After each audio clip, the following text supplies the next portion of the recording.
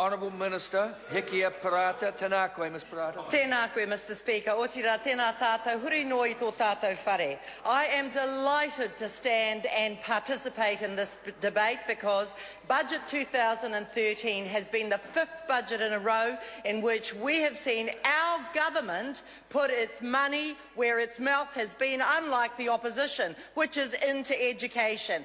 5 budgets since we've been in government, and each of those budgets we have raised the investment in education. $9.7 billion, Mr Speaker. $9.7 billion reflects a 74% increase in early childhood education investment, which the opposition loves to rant on about, but actually this government does stuff about. We have 95.5%, and if Dr Woods would care to listen instead of ranting, she might learn something, and that is this, that in early childhood education we have invested $1.5 billion in Budget 2013. That's a 74% increase. A shipload of money has gone into early childhood education in the last 5 years, and it has had an effect. We have seen the numbers of kids participating in early childhood education increase to 95.5%,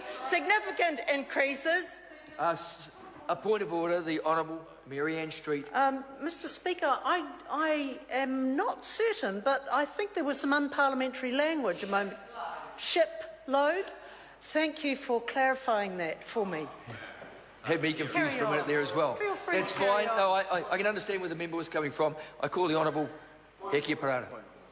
Oh, sorry, Mr Horan. I didn't see you at the back. No worries. I was just going to suggest that perhaps... Thank you. Perhaps our te reo could help there, and it could be a waka load. No. Look, that is a frivolous interjection designed to break up a speech. Happens again, the member gets a yellow card. Call the Honourable Member Hikia Parata. Kia ora, tēnā koe te mana whakahaere. Mehe mea koe, tērā mema kei te pirangi ana te whakarongo I roto I te reo Māori, kia mōhio mai aia kei te kōrero hau mo te kaitā o te pūtea mo te mātauranga.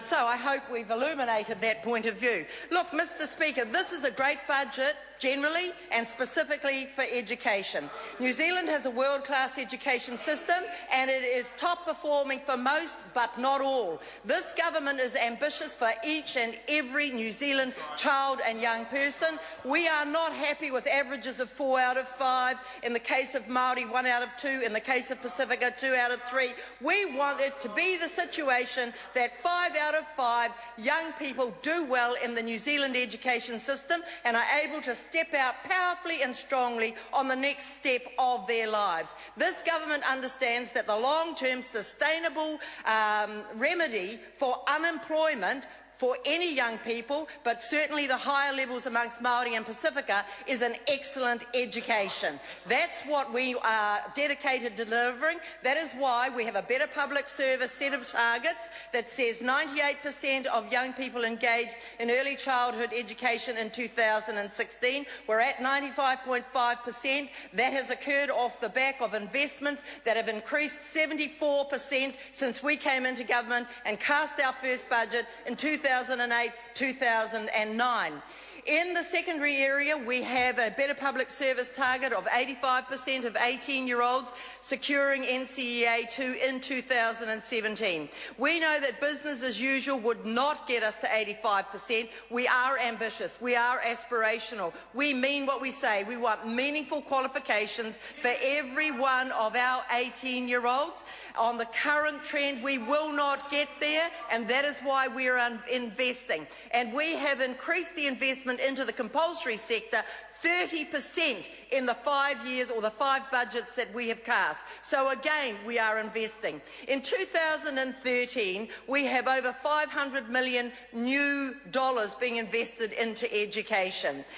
Together with the contingencies that have been provided, that's $1.04 billion over the next 4 years. In early childhood education, in secondary education, in the secondary tertiary transition space. I've talked about early childhood education, but the story gets even better in secondary schooling. We know that our education system, as I've said, is a world-class education system. It's 7th on the programme for international student achievement. Disaggregated, New Zealand, European, Pākehā Pālangi are 2nd in the world. That is magnificent. It tells us that our education system is extremely capable of performing for the majority of students. However, Māori are 34th, Pacifica are 44th. We are unique in the 65 countries measured in PISA in being both top performing and having the lowest equity. Our government is not going to do what that opposition benches did in the 9 years they were in government, which was publish reports and wring their hands. What we are doing is focusing on how we get a lift across the system for every one of our students. Too many of those being left behind are Māori, Pacifica, come from poorer homes, have special education needs or permutations thereof. We are not prepared to sit on the sideline and say, oh well, that just happens. No, we are focused on how we raise achievement across the board. We're doing that in education in the secondary and primary area by investing in national standards. The most comprehensive data set we can have. We participate in samples, but this government had the courage to say, no, samples aren't enough. We need to know how each and every child is doing in our education system. We will have year 2 of national standards data this year. It will be better than last year's. Next year's will be better than this year's, and we will continually improve as we have done in NCEA and in other parts of the education system. We know that the 2 in-school contributors that make the biggest difference to education are the quality of teaching and the quality of education leadership. That is why in this budget we have put nearly 40 million into a quality teaching agenda. We know that we have to invest in raising quality, and by the way, 340 million over the next 4 years in professional learning and development. We need to both attract the best and the brightest into the profession, and we need to make sure that the 82,000 that are already in the profession are constantly getting the opportunity to improve their skills and professional development so that they can do, as the Chief Review Officer said so simply yet so profoundly, cause learning to happen and know that it did. And our system relies on that happening for each and every child. One of the biggest challenges we have is the diversity within schools, not so much the diversity between schools. And therefore that means the quality of teaching can be very variegated within schools, and we have to address that. These are all the hard issues that this government is addressing, and we're doing it by putting money where it will make the most difference. We're putting it where it will be most sustainable. So the quality teaching agenda is a very big part of that. But we also know, in particular for Māori students, that on average they do better in kura kaupapa than they do in mainstream. We have to address both. But one of the things that this budget has done is that we have invested over 280 scholarships to recruit kura teachers into the kura kaupapa stream. That is, teachers who are capable and excellent at both speaking and teaching in te reo Māori. It has the highest attrition rate. Teachers who go into kura last about 3 years because it is so tough teaching in that area, yet it turns out the best possible results for Māori students, and so we have recognised that. First government to do so, and are investing in that area. We've also recognised that mentoring and support to keep kura teachers who are already in the kura kaupapa there, and we have invested $12 million on how to support them. We've also recognised that out-of-school requirements to help students do better are required, whether that's homework centres, whether that's one-on-one mentoring, and so we have invested nearly $6 million into mentoring. Parents, Mr. Speaker, parents are the unsung heroes and heroines of our education system. It is parents that make sure that their kids value education, that they get to school each day, that they have the understanding that doing well at school will set them up for a very good life. Parents are the people who people our 2,500 boards across the country. 16,600 parents volunteer every 3 years to be on the boards of trustees of schools. We've recognised that, and in this budget have made an 85% increase in the funding for school boards, for volunteers, to give them the skills and tools they need to be successful.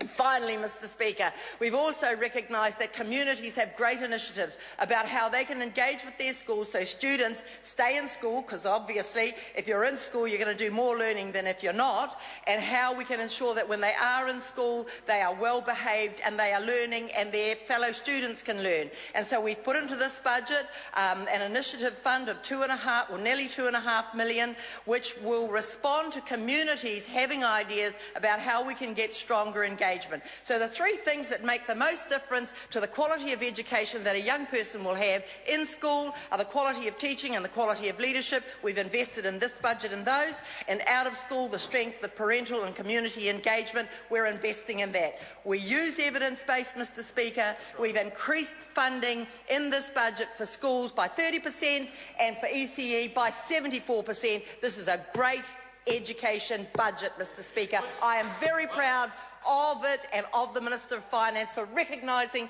the absolute criticality, the importance of education. Thank you, Mr Speaker. Bravo. Well done.